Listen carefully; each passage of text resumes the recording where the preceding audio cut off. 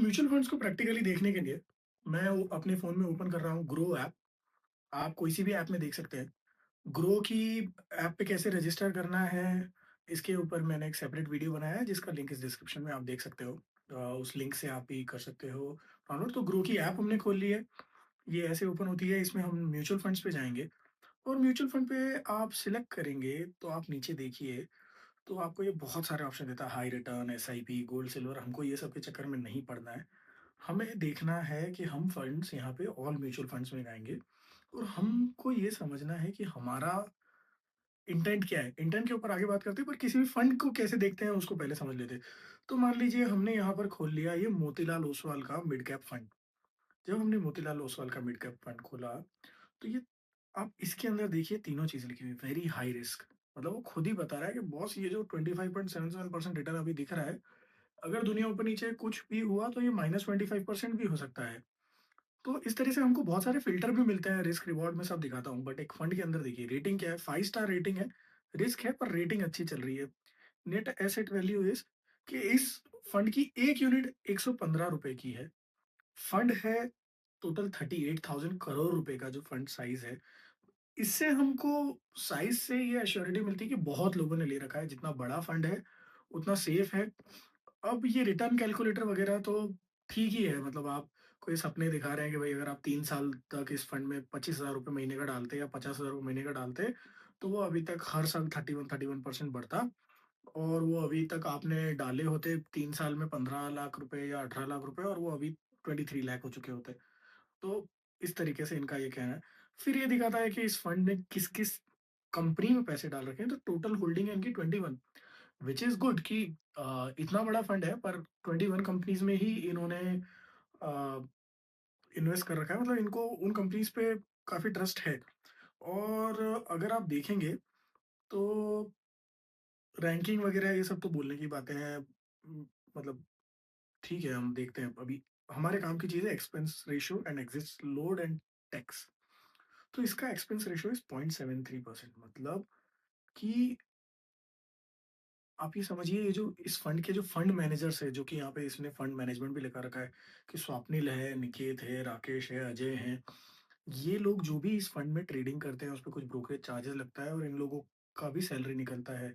तो वो expense ratio is 0.73%। अब ये अच्छा है या बुरा, ये हम दूसरे फंड्स सिमिलर फंड से कंपेयर करके देखेंगे। अब ये फंड कौन-सा है हमारा? मिड कैप फंड है, डायरेक्ट ग्रोथ।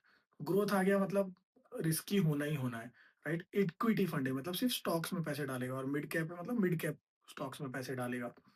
तो यहाँ पे एग्जिट लोड ऑफ 1%, मतलब 1 साल के पहले अगर हमने पैसे वापस भेज दिया, 1 लाख का म्यूचुअल फंड खरीदा और मान लीजिए वो 1 साल में बढ़ के 1.5 लाख हो गया, ऐसा होता नहीं है, ईज़ी कैलकुलेशन के लिए लेता हूँ, 1.5 लाख हो गया और हमने 1 साल के अंदर ही उसको बेच दिया, तो 1% तो यही लोग ले लेंगे। मतलब हमारे ₹1500 ये लोग ले लेंगे और एक्सपेंस रेशियो हमको पे नहीं करना होता है, पर मान लीजिए फंड ने ₹100 कमाए, तो उसमें से 0.73 मतलब 73 पैसा, ₹1000 कमाए तो 73 रुपीज़ इन लोगों के पास ही चले जाते हैं और हमारे फंड के प्रॉफिट में नहीं आते। तो ना तो ये ज़्यादा एनएवी अच्छी होती है, ना कम एनएवी बुरी होती है। एनएवी का फंड की ग्रोथ से कोई लेना-देना नहीं है। This is a simple thing कि पैसा कितना लगा हुआ है और फंड में कितने लोगों ने ले रखा है और फंड कितना ग्रो कर रहा है, उससे एनएवी बनती है। तो हमने एक्सपेंस रेशियो देखा और हमने कौन मैनेजमेंट कर रहा है। अब मैनेजमेंट के अंदर हम देखेंगे तो भाई इसमें एक 2018 से भी बंदा है, अच्छी बात है। 2022 से भी बंदा है, मतलब है 7-8 साल, 10 साल पुराने लोग भी लगभग-लगभग हैं, which is a good thing. और फंड मैनेजमेंट में 3-4 लोग होना अच्छा होता है क्योंकि अगर एक ही मैनेजर है और वो चला गया तो पूरा स्ट्रैटेजी हिल जाएगी। और ये ऑब्जेक्टिव वगैरह आप इसमें देख सकते हैं,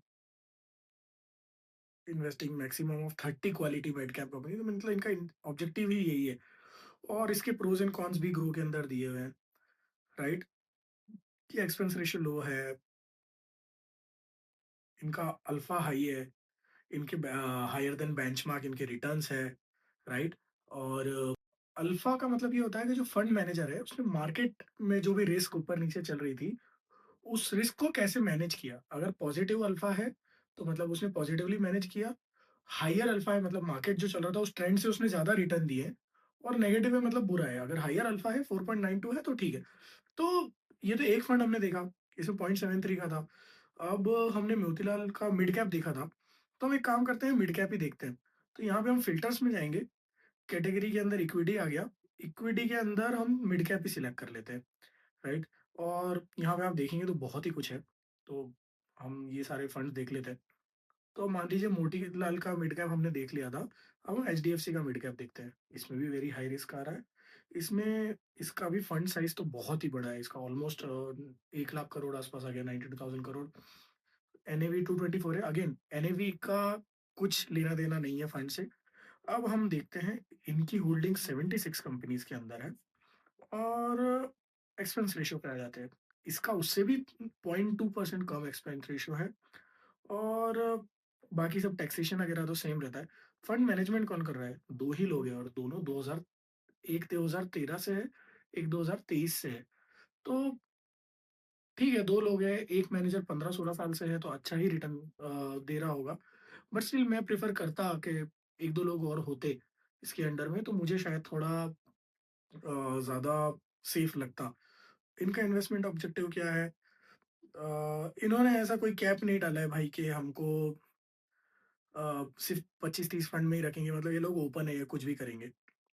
और इसी के जैसे सिमिलर फंड्स भी आ जाते हैं इसके अंदर और राइट? तो अगर आप यहाँ पे इनको क्लोज़ करके देखेंगे, तो आप यहाँ पे देखिए, सिमिलर फंड्स अपन ओपन करते हैं। तो सिमिलर में एडलवाइस भी एक बहुत है, very high risk, right? Edelweiss के अंदर भी 86 है, इसके अंदर एक्सपेंस रेशियो बहुत ही कम है। अब देखिए सीधा 0.73 से 0.4 पर ही आ गए हम, राइट? और फंड मैनेजमेंट में क्या चल रहा है? पर फंड मैनेजमेंट के अंदर इसके तीनों लोग ही 3-4 साल ही पुराने हैं और फंड हाउस इन्वेस्टमेंट ऑब्जेक्टिव की अंडर मैनेजमेंट उनके तो बहुत ज़्यादा होंगे, बट लॉन्ग टर्म कैपिटल और इन्होंने भी कोई ये नहीं बोला है कि इतने ही फंड में लगाएँगे। तो ये तरीका होता है फंड, म्यूचुअल फंड को एक देखने का कि भाई क्या है, कितना वॉल्यूम है, ये है, वो है। अब हम थोड़ा फ़िल्टर्स को देख लेते हैं। तो फ़िल्टर्स में हम क्या देखते हैं कि हमको किस तरीके का, तो रिस्क की बात करते हैं। भाई हमको चाहिए रिस्क। अब मान लीजिए मेरे पास अगर महीने का 20,000 रुपीज़ है इन्वेस्ट करने के लिए, तो मैं क्या करूँगा, एक तो मैं ये नहीं करूँगा कि मैं हर महीने 25 फंड में डाल रहा हूँ। मैं अपनी स्ट्रैटेजी आज सेलेक्ट कर लूँगा, म्यूचुअल फंड एक लॉन्ग टर्म गेम है। तो मैं आज सेलेक्ट कर लूँगा कि बॉस मुझे एक मॉडरेट रिस्क वाले फंड के अंदर थोड़े 5,000 डालने हैं, लो में 5,000 डालने हैं और 5,000 हाई में डालने हैं, ताकि मेरा बैलेंस हो जाए। अब मॉडरेट में मैं एक बार ढूँढ लूँगा। अब मॉडरेट रिस्क के अंदर देखिए, जैसे ही रिस्क मॉडरेट करी, रिटर्न 8% आस-पास आ गया। पर ठीक है, कोई दिक्कत नहीं है। अंदर हम नीचे गए, इनका एनएवी कम है, फंड साइज़ भी कम है, कोई बात नहीं। हमको अभी सिर्फ़ हम ये देखना चाह रहे हैं कि एक्सपेंस कितना है, 0.45 ही है, उन दोनों से तो बहुत ही कम है, राइट? और फंड मैनेजमेंट कैसा है? बढ़िया है, एक बहुत पुराना बंदा है, दूसरा बंदा भी पुराना सही है, 1-2 लोग और आ जाएँगे तो अच्छा रहेगा।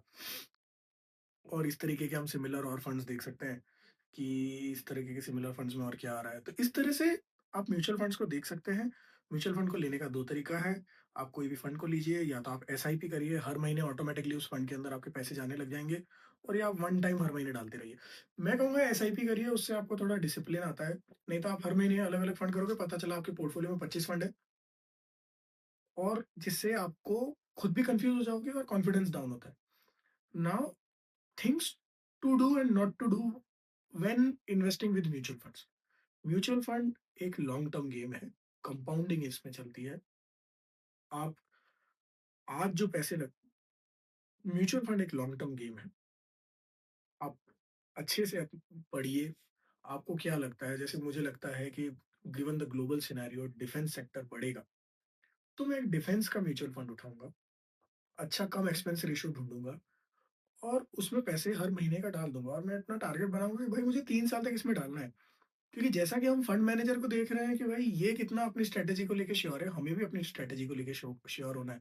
तो मैं अगले 3 साल के लिए उसमें डाल दूँगा। मुझे लगता है लार्ज कैप कंपनी या सेमीकंडक्टर कंपनीज़ बढ़ी, मैं उसका एक फंड उठाऊँगा, उसमें डाल दूँगा।